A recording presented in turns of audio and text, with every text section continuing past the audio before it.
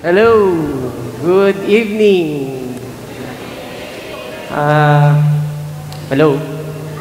Feedback. Hi. Anybody from Capital University? Maritime? I'm also from Maritime. See you. And Xavier University. How about USTP? Raise your hands. SPC? Or any school? Xavier? Okay. Ha? COC? Kinsay na? COC? Yes, COC. Okay, so, Liceo. Who's from Liceo? Yes. Oh, Liceo. Okay. So, my name is Jan Haromahu, and my friends call me Toti. You can call me Kuya Toti. In school, sa Maritime, you can call me Chief Officer or Sir. Chief Officer Jan. Okay? Pero here, you can call me Toti. Okay? So, I am here to talk about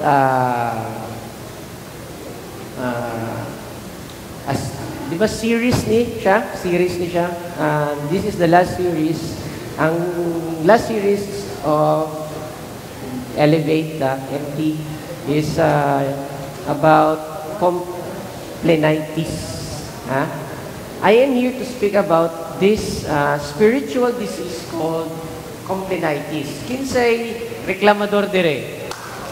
Oh, kita tanan, di ba? Di ba? Ako reklamador man ko sa una, but by the grace of God, dili na kaayo. Medyo na lang. So, what is this Complatitis? Complatitis, by definition, is to express grief, pain, discontent, or dissatisfaction.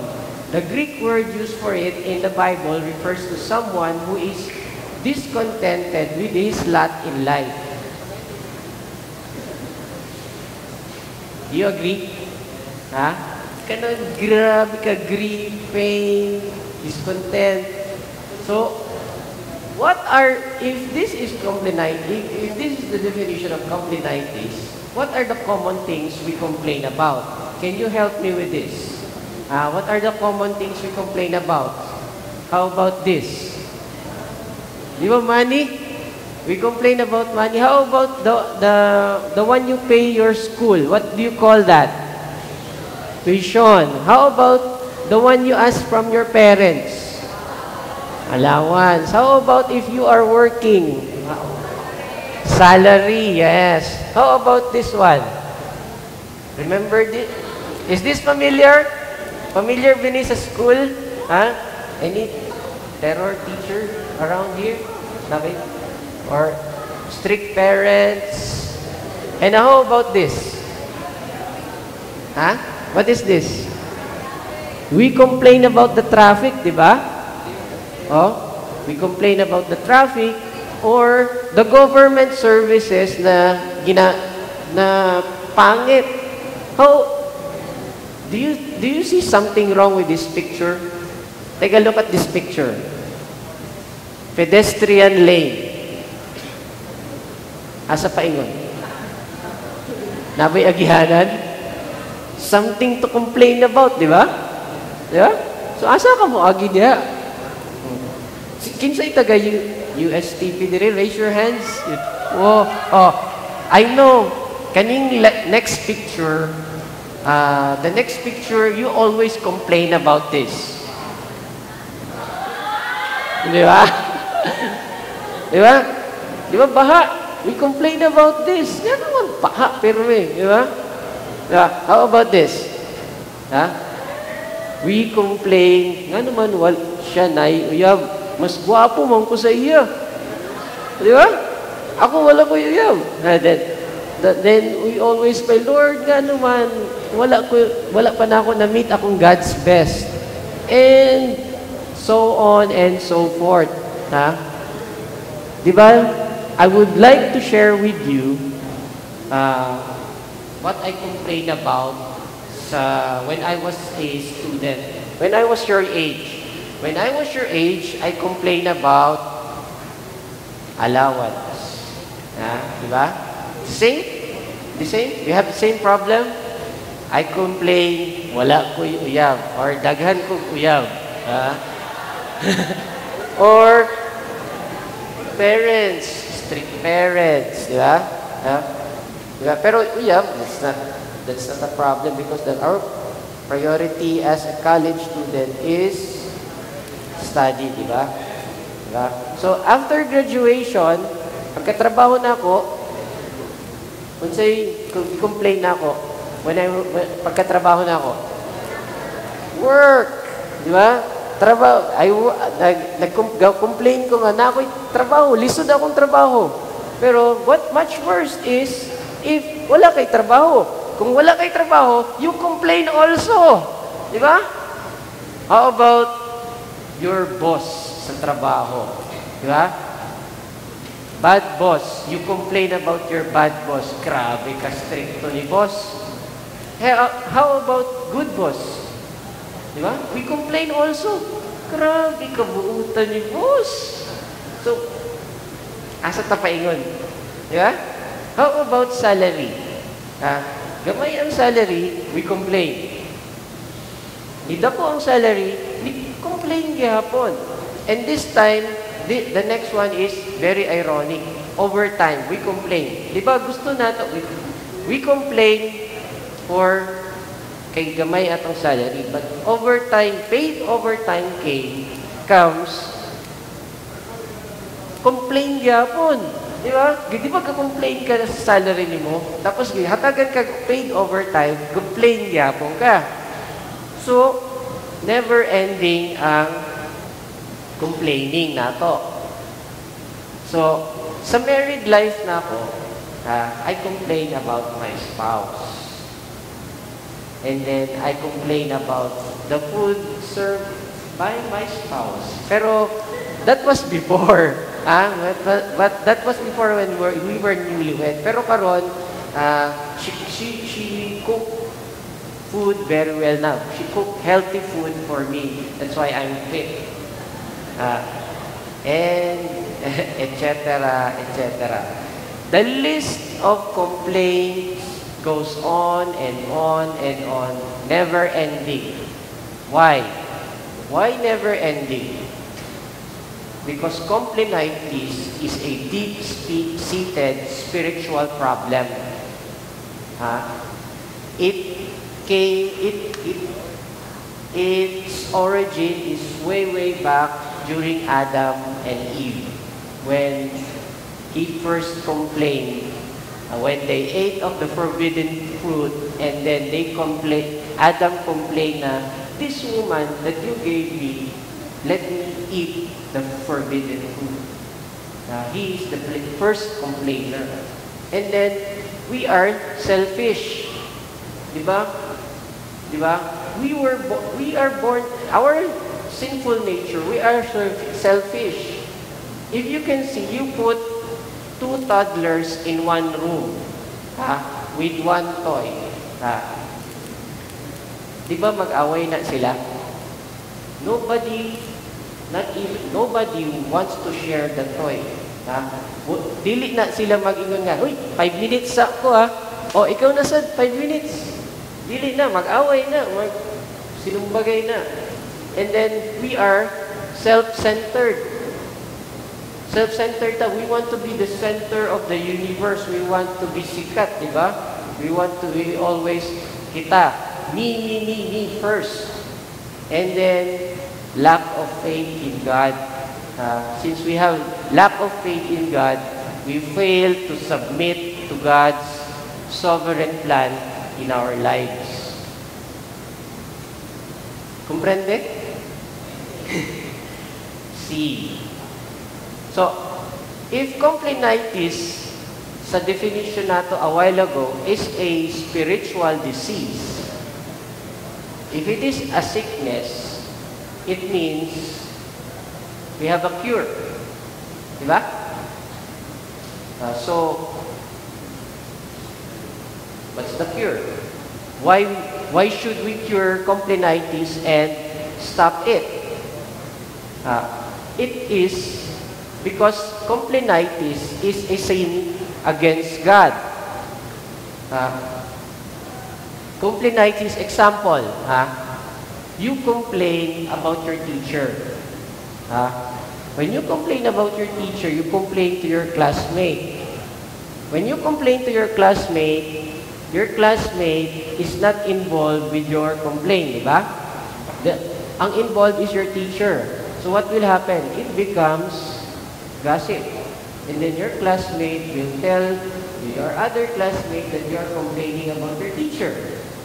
Time comes na i-resolve ni teacher ang imong complaint sa iya.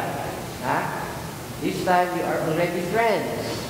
And unknowingly, yung teacher mo created a battalion of enemies because of your one complaint. Diba? And it steals people's joy. It steals people's joy. Diba kung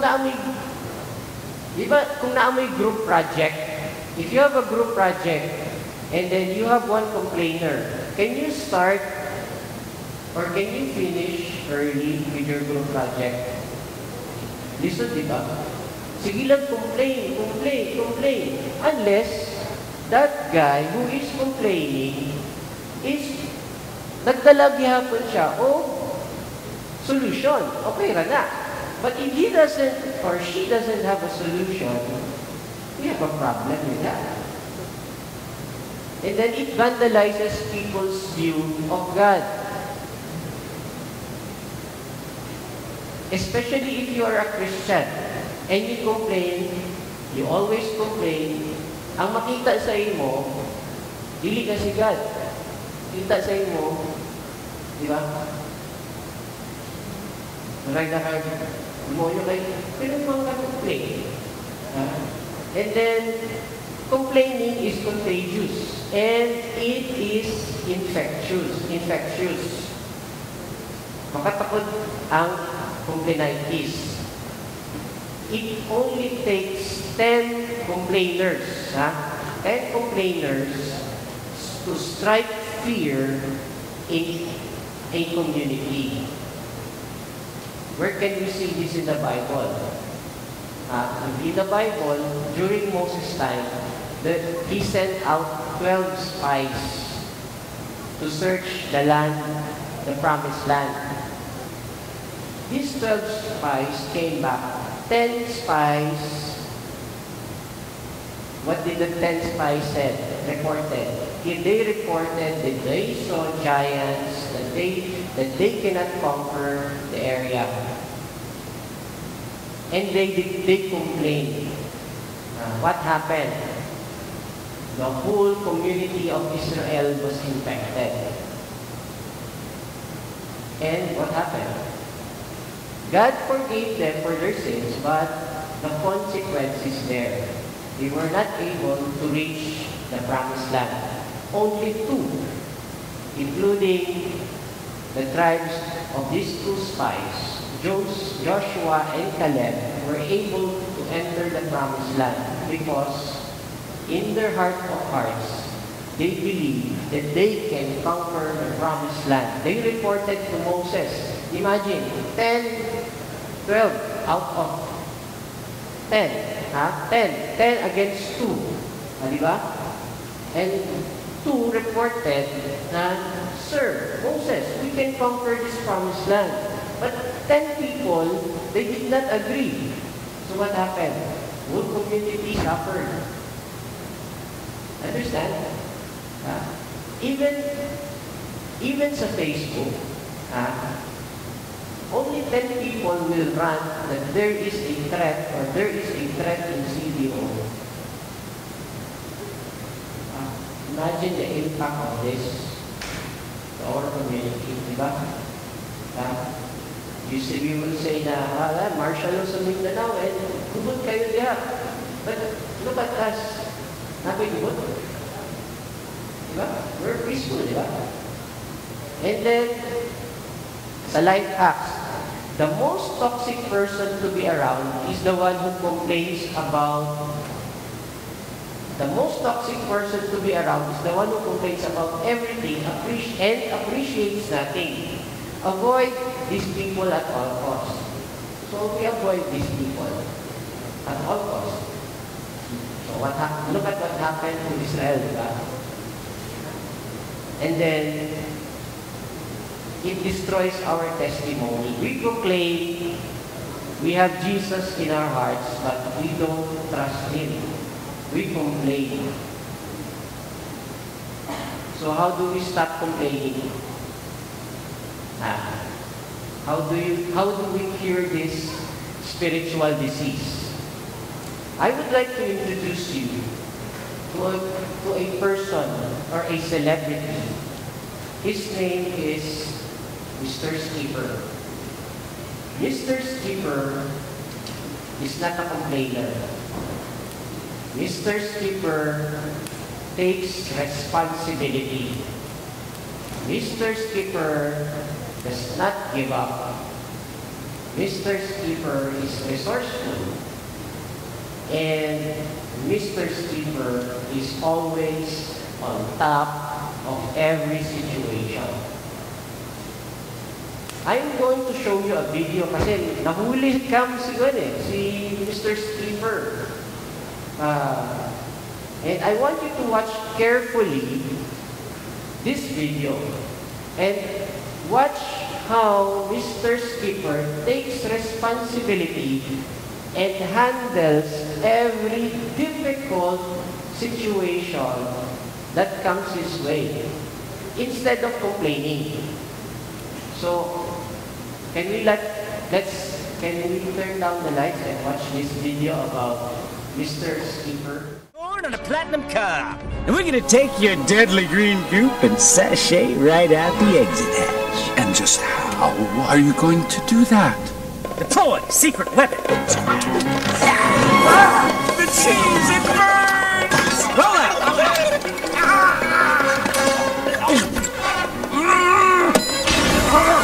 After them!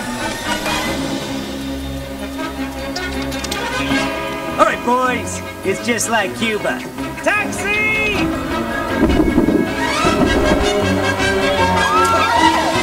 How about some music? Something chasey. Here they come! Let's move! Stroke! Stroke again! Stroke some more! Stroke! Stroke! Stroke! Ma che state facendo? Chi ti ha insegnato a navigare la gondola? Oh! We've got birdies! 6 o'clock! Boss, battle formation! So, you squeegees want to do the gondola mambo? Let's dance! Stop! You never approve at stage! I've lost visual! Boski, be my eye! Left, yeah, right, up, duck! Got it! I think I got him! They are down, sir. Excelente!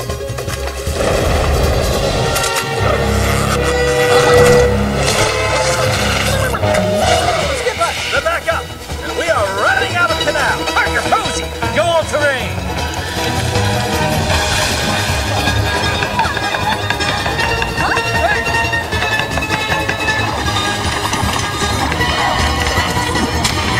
We've lost engine one! There you go. And 2 and 3! 4! Switch to emergency power. Aye, aye, Skipper!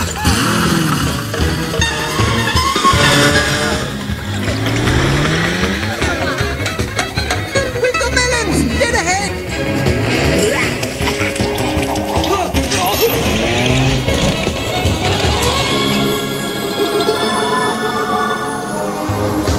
I can see! Rika, the glowy thing! Hey! Ow! Venetian blinded again!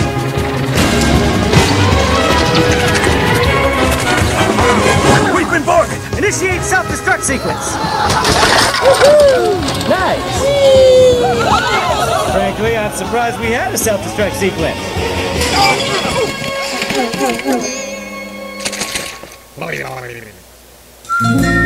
All right, boys. Battle stance. We're in battle stance, sir. Oh, okay, good. Now we, spring.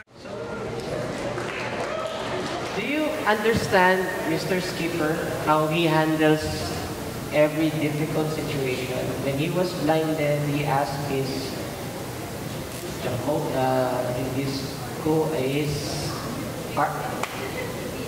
teammate to be his eyes. When they lost the canal, they switched to terrain mode. Yeah, and then when they lost their engines, they switched to emergency power, and so on and so forth.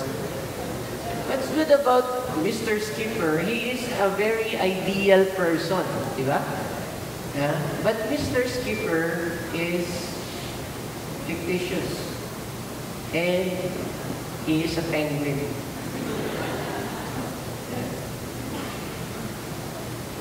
But he takes responsibility, di ba? But he's a penguin. So, how do we really stop complaining? That's not our lesson. Huh?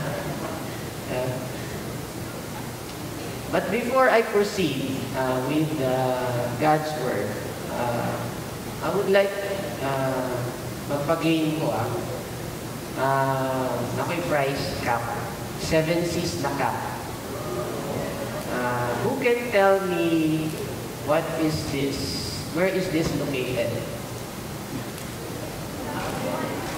Raise of hands.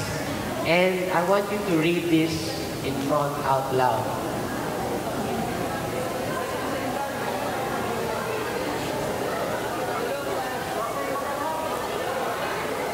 Ha? Going sa SM? Yes. West.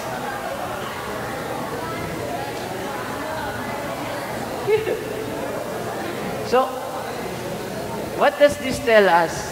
While on my way here, I saw this. It says, God can turn water into wine, but He won't turn your whining into winning. Diba? We need the help of God to stop complaining. According to Philippians 2:14, so this is the verse, our verse for today, about complaining. Do everything without complaining or arguing. This is God telling us this on Philippians 2:14. Just do it, diba? Just do what is needed to be done. And in Philippians 2:15, so that you may become blameless and pure children of God without fault in a crooked and depraved generation, in which you shine like stars in the universe. Friends, this world is getting crooked and depraved. We should shine like stars in this world. Your testimony will be intact if you are a credible children of God. And Paul added, as you hold out the word of life, in order that I may boast on the day of Christ, that I did not run or labor for nothing. This book, the book of Philippians, was written by Paul to the Philippians. He is telling the Philippians to stop complaining, stop arguing with one another as you spread the word of God, as you hold out the word of life. Because our testimony as children of God requires that we be marked not by grumbling and disputing, but by joy, even trials. So what must we do? I will give you 3 T's. Take responsibility, trust God, and thank God. Can you repeat this with me? Trust God, thank God. Again.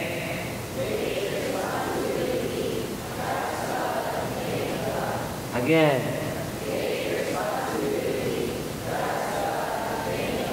Louder.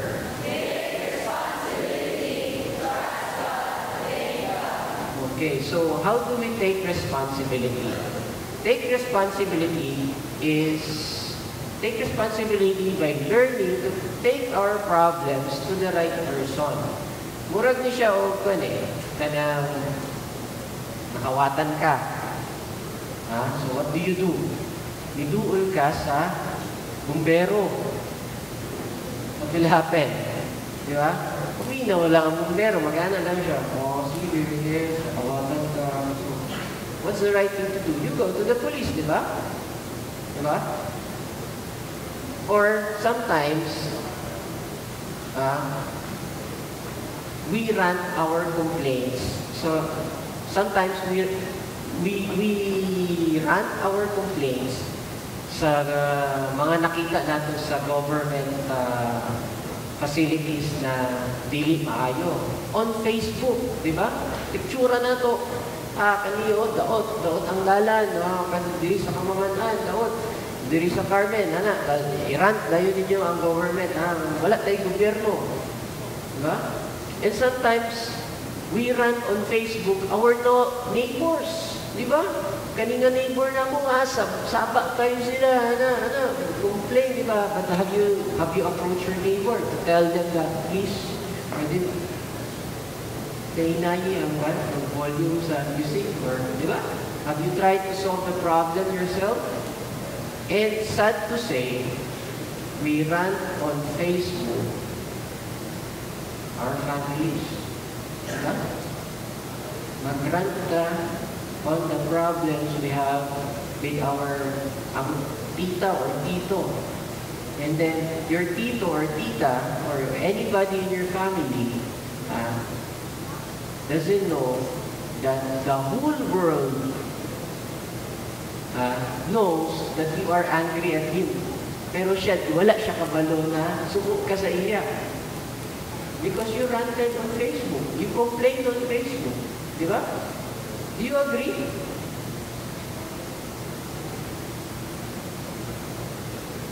The next is trust God. And kinahanglan we have to have faith in God. Believe in His promises. Read the Bible. Ang promises ni God, nasa Bible.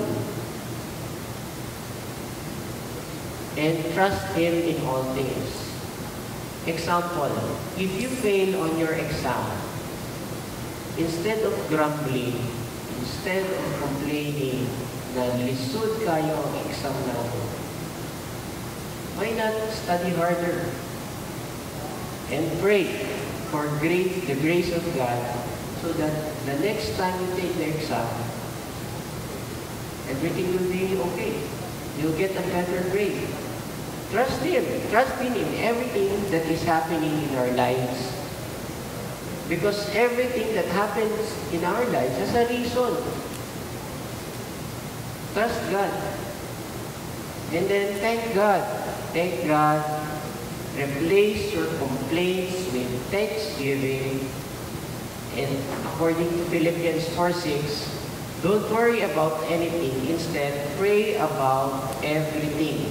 Tell God what you need and thank Him for all He has done. And find things to thank God. When you wake up in the morning, it's what? Diba? Thank God that you're alive. Diba? Thank God that wala ka na namatay. You're sleeping. And thank God that you were able to come here and worship God.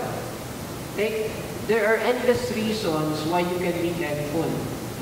In the Philippines, we are free to worship God, raise our hands, and praise God. On other countries, especially non-Christian countries, you know what?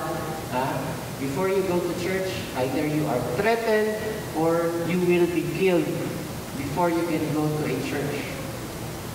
You know? Diba? And then, count your blessings one by one. If difficulty or challenges come your way, count your blessings. Huh? Diba? You're already fourth year college. Huh? Thank God that you were able to pass from first year to second year. Simple things just like that. Look back how God blessed you. Don't look at your present situation. So, again, what are the 3 T's?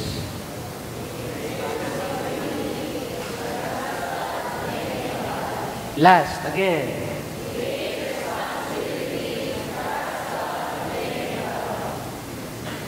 I will leave you with this verse. Kani nga verse, gas-gas na kayo ni nga verse. Diba? You can see this on car stickers. You can see this on t-shirts. You can see this on the robes of athletes. Diba? Si Holyfield.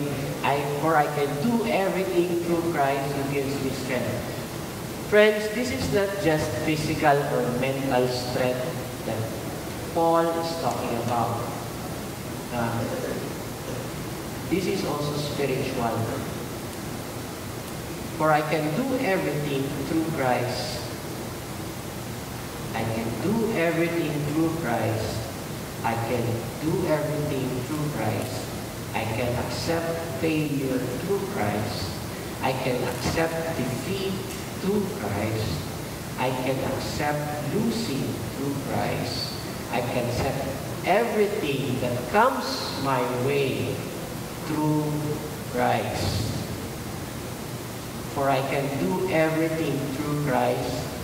I can do everything, take responsibility through Christ, trust God through Christ, thank God through Christ. This I leave you, for I can do everything through Christ who gives me strength. Can I pray for you? Let's pray. Father God, thank you for today. Thank you for your children. In this brave and crooked world, Lord, help me, Lord. Help these children become shine in this generation.